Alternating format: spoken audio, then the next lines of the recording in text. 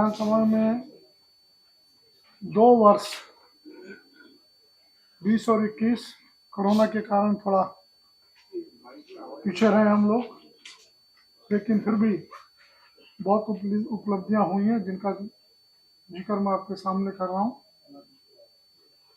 7वीं विधानसभा में प्रश्नकाल के लिए कुल 1095 प्रश्नों को सूचीबद्ध किया गया और सदस्यों को पूरक प्रश्न पूछने का पर्याप्त अवसर दिया गया।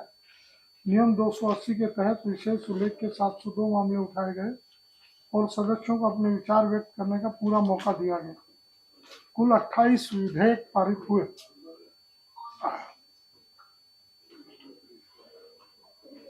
कुल 4 सरकारी संकल्प और 14 अन्य संकल्प भी पारित किए गए।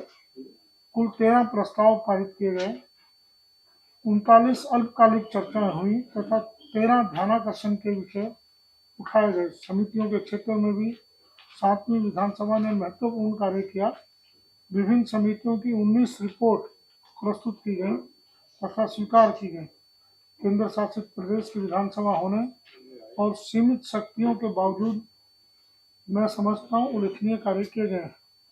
इस दौरान 2020-21 में कोरोना की कठिनाइयों को देखते हुए विधानसभा के कर्मचारियों के लिए विधानसभा परिसर में व्यापक स्तर पर कोविड टेस्ट के प्रबंध किए गए। 9/8/22 को कोरोना वॉरियर्स मेमोरियल का भी अनावरण किया गया। 25 जनवरी 2021 को विधानसभा में अशोक स्तंभ स्थापित किया गया। 3 जनवरी 2022 को जलियांवाला बाग और झांसी रानी की लक्ष्मीबाई के मॉरल्स का उद्घाटन किया गया। 9/8/2022 को ऐतिहासिक फांसी घर को रेनोवेट करने के बाद आम जनता के लिए खोल दिया गया।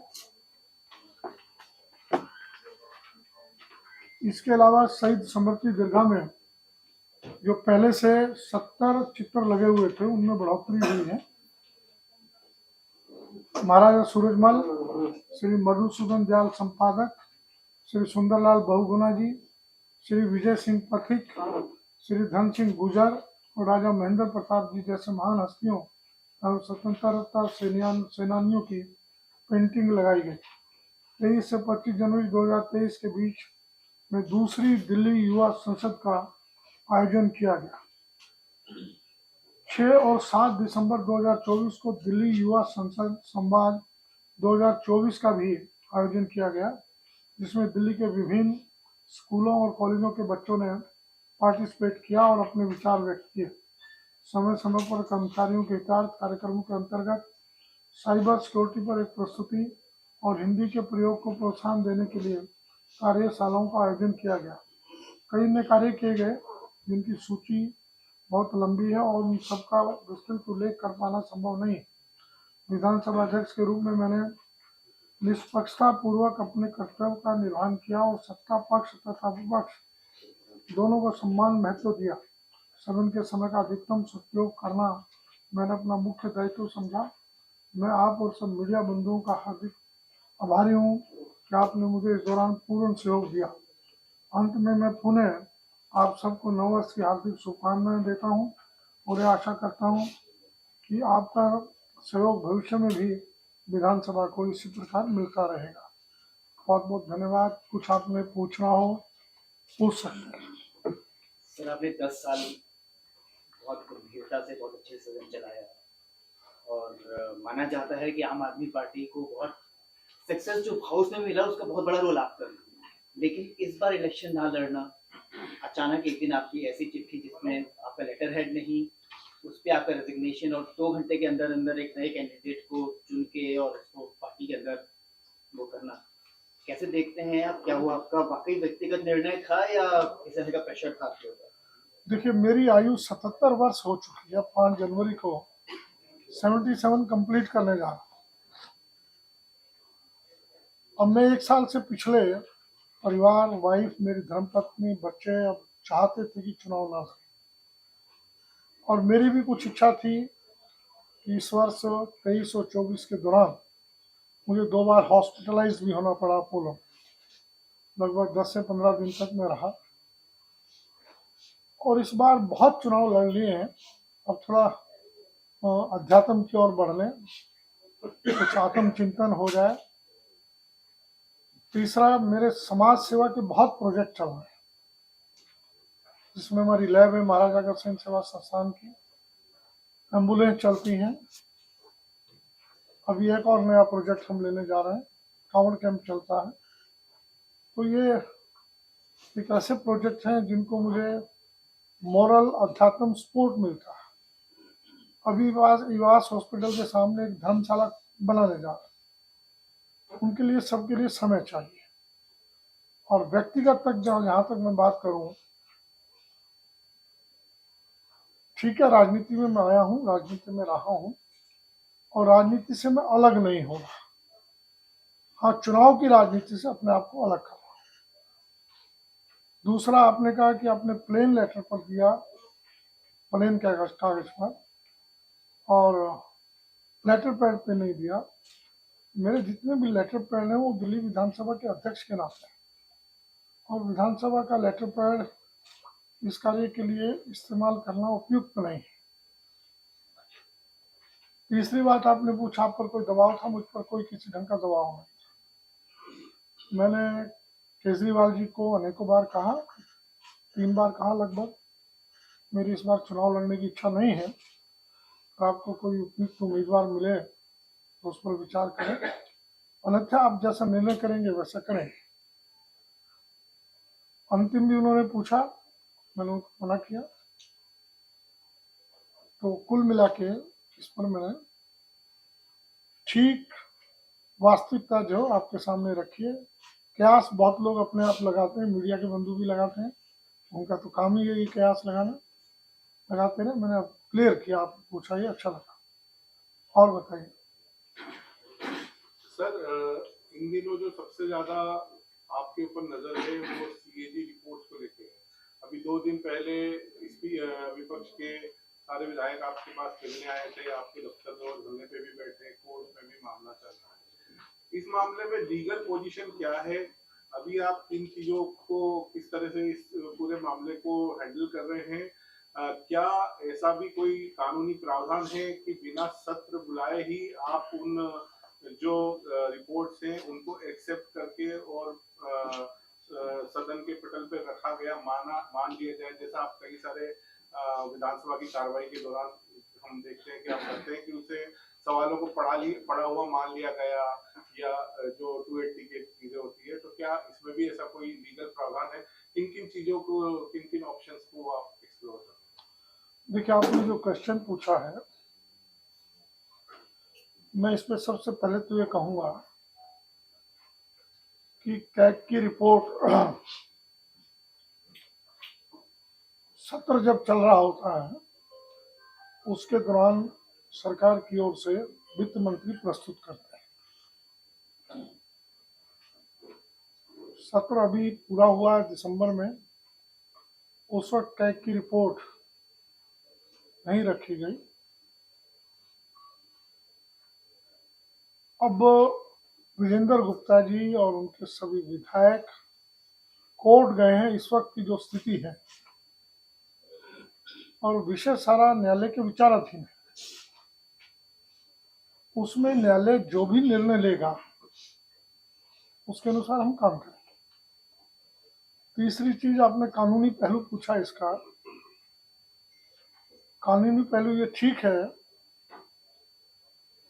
कि रिपोर्ट सीएजी की मैं पीएससी कमेटी को रेफर कर सकता हूँ, ये मान करके कि सदन पटल पर रखी गई। लेकिन जब विषय विचाराधीन है न्यायालय के, तो ये स्टेप लेना उचित नहीं। न्यायालय 9 तारीख को 4 दिन रह गए हैं, जो निर्णय लेगा उसके अनुसार काम करें। जहां तक धरना देने की बात है, अब ये विजेंद्र जी के लिए मैं कोई टिप्पणी नहीं करूंगा, लेकिन उन्होंने धरना दिया, मेरे चैम्बर में आके धरना दिया, और वो एलओपी हैं, मामला न्यायालय के विचाराधीन है। उस वक्त मुझ पर दबाव बनाना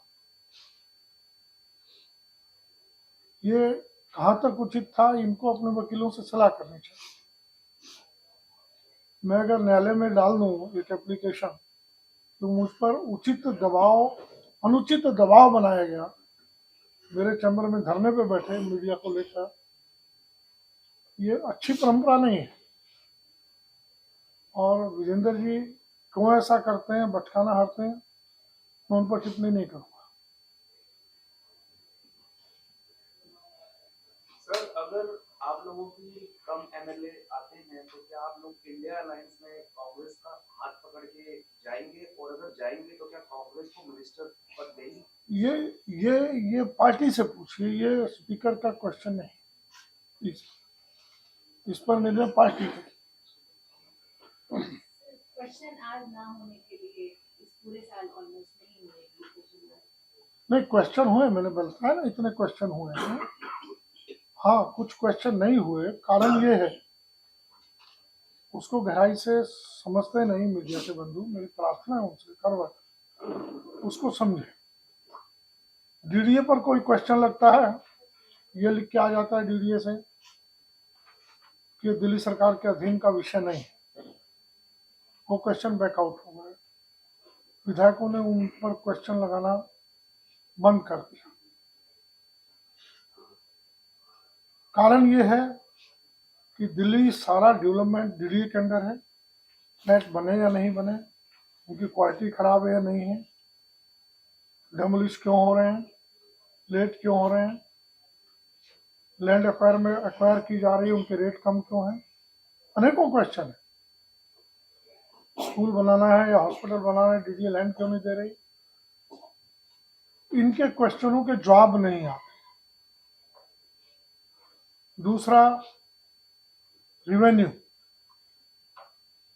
उसके भी उत्तर नहीं आते, यही कह करके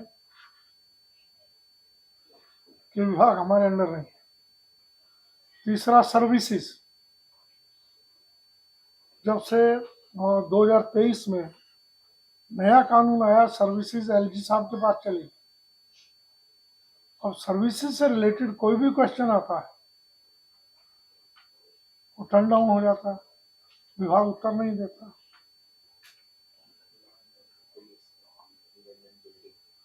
तो उसका कोई उत्तर नहीं मिलता, उससे भी विधायक थक गए। लॉ एंड ऑर्डर पर कोई क्वेश्चन लगता है दिल्ली में, अभी पिछले दिनों फायरिंग हुई, फिरौतियां मांगी गई, गैंगस्टर्स द्वारा कितने कांड किए गए, कहीं भी रेप होता है, उस पर क्वेश्चन ही लग सकता विधानसभा में। क्वेश्चन लगाते हैं तो उत्तर नहीं आता। लैंड ऑर्डर दिल्ली सरकार का सब्जेक्ट नहीं है, तो जो महत्वपूर्ण विषय है वो सारे पीछे छूट गए, उन पर कोई उत्तर नहीं आता, इसलिए क्वेश्चन नहीं लगते। हालांकि इस बार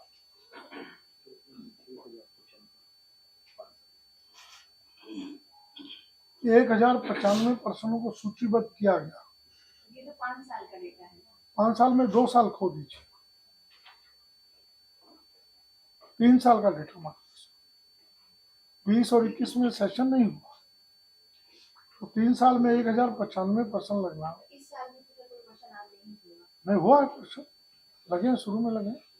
हाँ, हाँ, इस साल अप्रैल में लगे बजट सेशन में।